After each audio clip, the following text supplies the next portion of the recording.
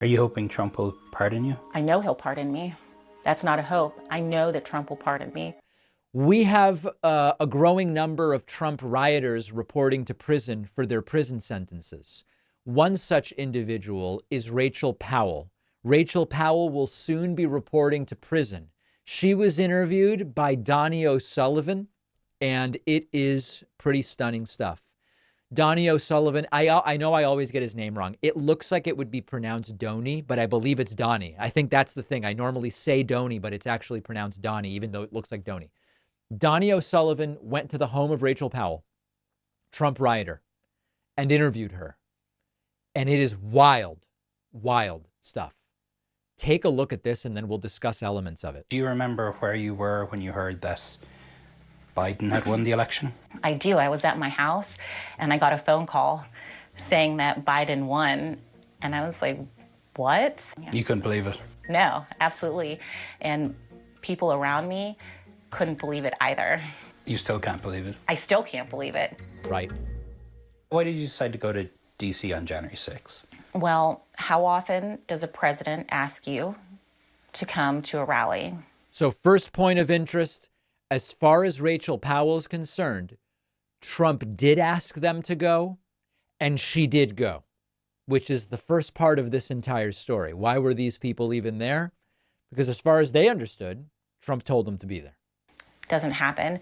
At some point, this goes from peaceful protest to you having an ice axe in your hand. Like Did somebody give you the ice axe? Yeah. Who? I don't know. You don't remember? Now, part of this is alluding to this idea that these folks love, which is it was a setup. There were provocateurs. There were inside jobbers or something. Suddenly she's got an ice axe. I don't know who gave it to me. Mysterious. You'd admit this is a bad look, obviously. Oh, totally. Yeah. You know how dumb I feel when I look at this picture? Like, oh my goodness. Like,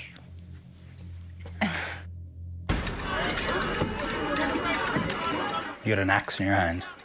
You broke a window.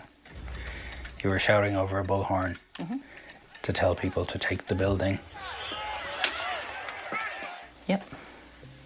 Why should people believe that you weren't trying to overturn the election and do something illegal and commit insurrection? It's ridiculous. If we went there with a plan to take that building with as many people as were there, and we were coordinated, we'd have been in there in like 30 seconds. She's essentially saying the reason you know they weren't really trying to do it is they didn't do it. That they could have done it, but they didn't do it because they just weren't actually coordinated enough to do it. You ever had a moment where you're like, you know, maybe I'm wrong. Maybe Biden actually won the election. Maybe I'm the conspiracy theorist. No, Never. not at all. Never. Nope. So in a few days, you're going to be reporting to federal prison. Right. How have you talked about that to your children? Yeah. I'm sorry. It's like my last weekend before I go in. But, like, I love my children so much. And so it's like the last thing that they can take from me. And, that'll be the hard part.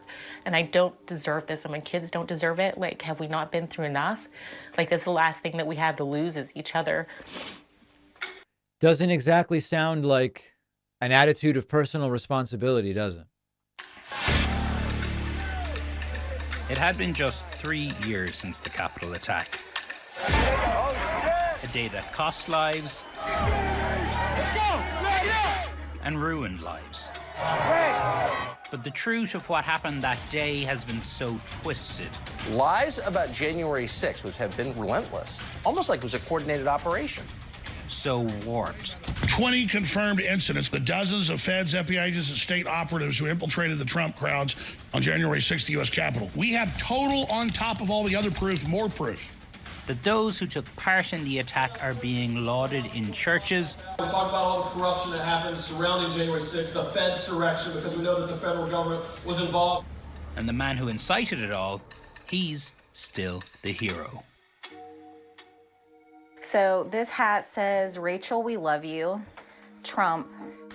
Are you hoping Trump will pardon you? I know he'll pardon me. There you go. It's not a hope. I know that Trump will pardon me. So she is now operating on the hope that after all of this, after all the wrongdoing, after all of the criminality, after the sentence and the conviction and everything, what she's counting on is when, not if, when Trump wins in November, he will then pardon her, seeing her as a hostage, as Trump has increasingly been saying at rallies, rather than as a rioter or criminal.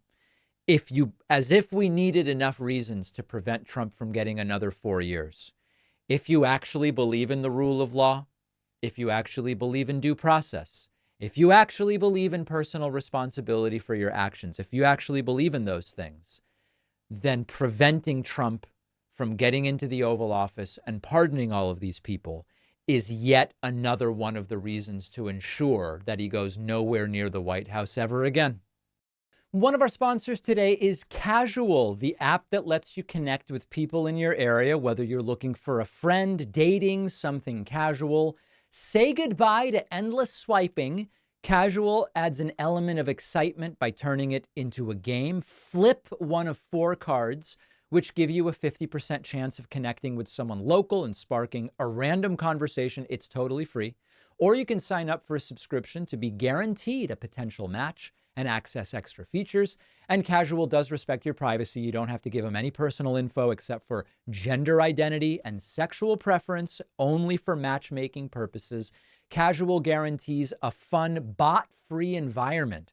Join over 15 million users spanning more than 100 countries who trust Casual to spice up their lives. My audience gets an exclusive 35% discount at davidpakman.com/casual. That's casual with a K. The link is down below.